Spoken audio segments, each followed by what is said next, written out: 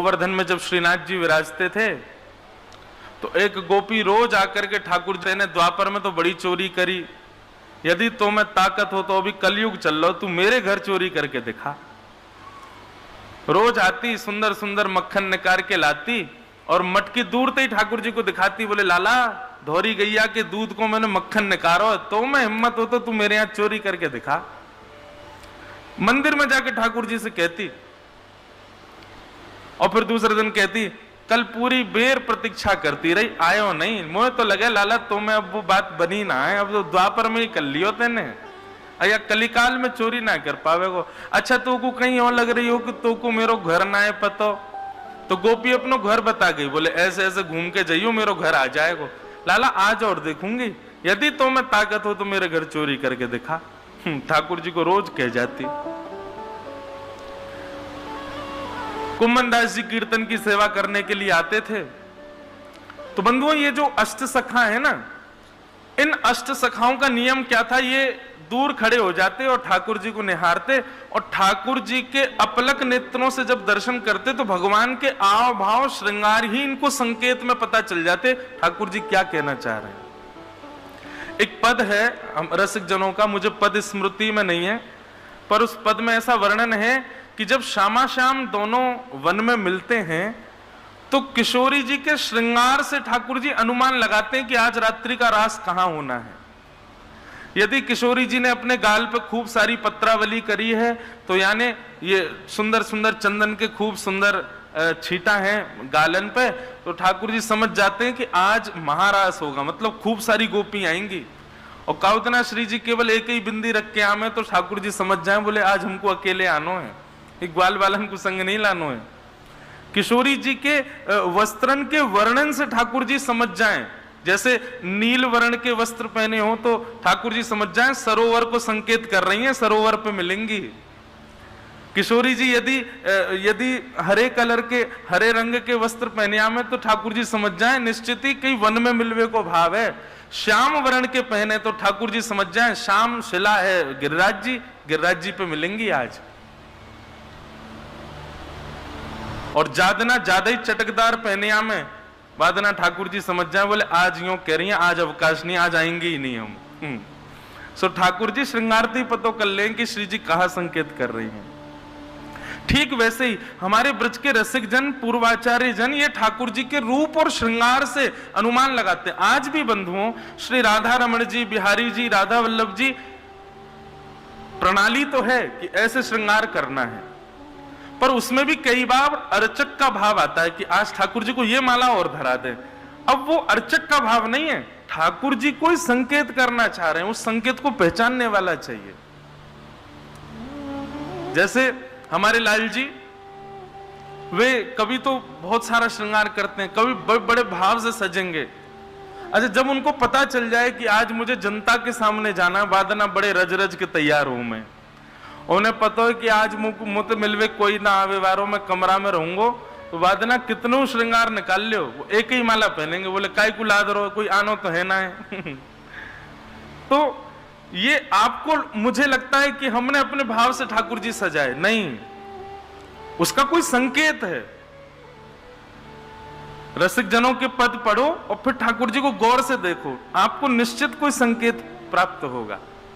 आज ठाकुर जी कहां आज्ञा कर रहे हैं ये उनके श्रृंगार से ही पता चल जाता है। तो कुम्मन दास जी दूर खड़े खड़े ठाकुर जी को श्रृंगार देख रहे। श्रृंगार देखते हुए कुम्मन दास जी ने अनुभव किया कि ठाकुर जी ने यहां पर पाग पहनी है, पाग में एक लटकन लटकी है मोतीन की, और वो मोतीन की लटकन बार बार जाके गाल को स्पर्श कर रही है, बार बार गाल पे छू रही है। कुम्मन दास जी यह दृश्य को देखते देखते बोले, ठाकुर जी बार बार गाल से अपनी ये मोती की लटकन छुपा रहे हैं, कहीं ऐसा तो नहीं बीड़ा को आज्ञा कर रहे हैं, बीड़ा खवाओ मोए, गाल में गाल पे छुप रहे। तो कुम्मन दास जी बीड़ा लिया है। ठाकुर जी बोले, अरे दारी के समझे ना है तू, बीड़ा ना चाहिए मोकू, तो बोले मक्खन खावे की इच्छा है रही है मेरी। कुम्मन दास जी बोले, अरे 56 भोग लगे ठाकुर जी आपको यहाँ पे, दूध दही घी मक्खन कोई की कमी थोड़ी है। लेकिन आज आपके संकेत से मुंह को लग रहा हो कुछ और आज्ञा करना चाह रहे हो आप। तो लाल जी बोले, ए कुंभना, ये पास के गांव ते गोपी आवे रोज और दूर खड़ी खड़ी अपना मक्खन दिखावे और यूं के लाला तो मैं ताकत हो तो मेरे घर की चोरी करके दिखा। कुमनदास जी बोले, तो जय जय कहा आज्ञा? बोले आज्ञा क्या, चुनौती दे के गई है, मैं हूं नंद को लाला हूं, जाऊंगा वाक्य चोरी करके आऊंगा। कुमनदास जी बोले, जय जय, जे द्वापर ना है, कलयुग है, या कलयुग में तो आप अचल रहो, केवल मंदिर में ही रहो। आप मंदिर में अचल खड़े रहो तो आदमी आपको छोड़े ना है, कहीं चलवे फिरवे लग गए तो कहा होएगा। ठाकुर जी बोले, ना है मेरो मन है, मैं तो जाऊंगा। कुमनदास जी बोले, कैसे जानो बताओ? बोले रात्रि में जैसे शयन है जाएगा, मंदिर बंद है जाए, पीछे खिड़की पे आ जाइयो मेरी पे, सोई खिड़की तक कूद के मैं तेरे संग चलूंगा और मैं और तू दोनों चोरी करके आएंगे। कुमनदास जी बोले, हम बड़े बूढ़े आदमी, हम पे कहां चोरी आवे लाल जी। बोले तू खड़ो रहियो, बस फुर्ती रखियो, बाकी सब मैं कर लूंगा, बस या को ध्यान रखियो, फुर्ती रखियो। कुमनदास जी बोले, जो आज्ञा। बंधुओं, कैसी लीला? ये लीला कोई प्राचीन नहीं है, मतलब कोई अन्य युग की नहीं है, इसी कलिकाल की लीला। गोविंद दास जी के साथ ठाकुर जी छिप्पन छिपाई खेलते हैं गोवर्धन पर्वत पर। और छिप्पन छिपाई कैसे खेले? ठाकुर जी को खोजना सबसे आसान, क्यों?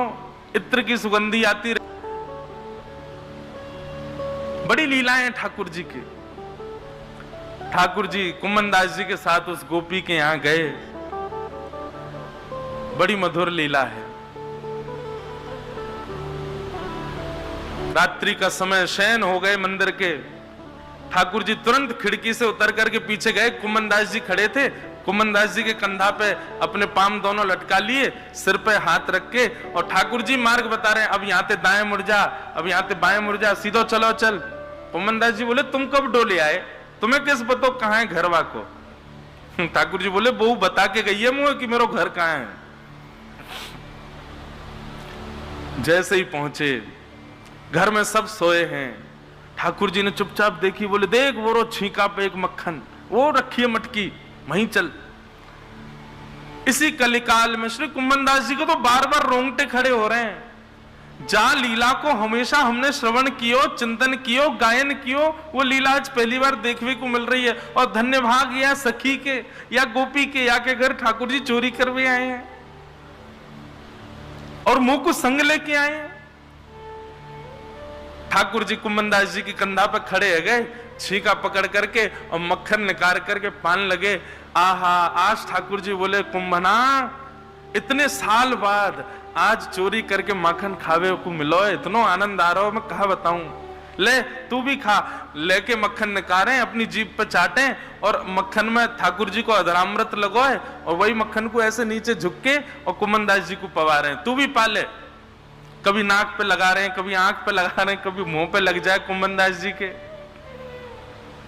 कुमनदास जी तो मंत्र मुग्ध हो गए। जय हो। अचानक से कुमनदास जी की इच्छा हुई, नहीं कि मैं देखूं तो सही ठाकुर जी चोरी करते कैसे हैं। तो ऐसे चरण पकड़ के खड़े थे, कंधा पे चरण है। कुमनदास जी ने जैसे ही दृष्टि ऊपर करी, सोई कहा, देखो ठाकुर जी की धोती धीरे धीरे सरक रही है नीचे। जैसे ही नीचे सर्कल लगी, कुमनदास जी बोले, ठाकुर जी संभालो संभालो संभालो संभालो, अब ही देखो, अब ही आज हरी देखे नंगम नंगा, अब ही है जाएगा सब काम। सोई ठाकुर जी ने चतुर्भुज रूप धारण कर लियो, मतलब माखन को छीका नहीं छोड़ो, दो भुजा और प्रकट कर ली, उनसे अपनी धोती पकड़ ली और दो भुजा से छीका पकड़ के ठाकुर जी भोग लगा रहे। वो चतुर्भुज रूप कुमनदास जी के चित्त में ऐसा बैठ गया। लोगों ने शंख चक्र गदा पद्म में चतुर्भुज को देखा है, पर आज कुमनदास जी कह रहे हैं, धोती संभाल तो भयो, छीको पकड़ो भयो, चतुर्भुज मैंने देखो है। ऐसा चतुर्भुज। कुमनदास जी थोड़े बहाव में चले गए, भूल गए मैं कहां खड़ा हूं, तन की सुधनाई रही। सुनने के जैसे ही हिले डुले, थोड़े अनकॉन्शियस से है गए। सोई ठाकुर जी हिलन लगे। अब ठाकुर जी हिले तो छीका हिलो तो वहां में तो मटकी फूट के नीचे गिर गई। जैसे ही मटकी की आवाज भई, गोपी बोली चोर चोर चोर चोर चोर, हमारे घर में चोर आए गए। अब जैसे ही चोर चोर हल्ला भयो, ठाकुर जी तो भाज गए, माते कुम्मनदास वहीं रह गए। सखी ने लेके बांस को डंडा और महाराज जो धुनाई करी कुम्मनदास की। बुढ़ापे में चोरी करे दारी के शर्म ना आवे तो है। कुम्मनदास जी के तो नेत्र सजल है। जैसे ही बाहर गए सो ठाकुर जी कदम वृक्ष के नीचे खड़े, कुम्मनदास जी बेचारे पिटपिटा के आए। ठाकुर जी से आके बोले वाह जय जय, बड़ी भली चोरी करी तुमने, हैं खुद तो भाज गए, मुंह को छोड़े आए वहीं पे। ठाकुर जी बोले मोते मत कहे, मैं पहले ही कह रहा हूं तोते, चोरी में भैया जल्दी करियो। अब तुम खड़ो खड़ो जो है का भाव में अरे चोर है, कभी भाव आना चाहिए, तुम भाव में खड़ो है। ठाकुर जी के चरणन में प्रणाम करके कुम्मनदास जी बोले जय हो भगवान, मैं कहां मुख से आपको धन्यवाद करूं जो आपने आज मुझको सुख दियो है। ठाकुर जी बोले अच्छा कुम्मना, एक खुशखबरी और है। बोले कहा? बोले तेरे घर अबई अबई एक लाला भयो है, तेरे घर में एक लाला भयो है। ठाकुर जी खबर दे रहे हैं कि तेरे घर लाला भयो है और वो मेरो भक्त होएगो। तब कुम्मनदास जी ने बिना पुत्र देखे ही उसका नाम रख दिया चतुर्भुज दास। मैंने आज चतुर्भुज रूप का दर्शन किया ठाकुर जी के, वही चतुर्भुज को दास मेरे घर में जन्मो है। उन्हीं श्री चतुर्भुज दास जी का ये पद है, गोवर्धन वासी सांवरे तुम बिन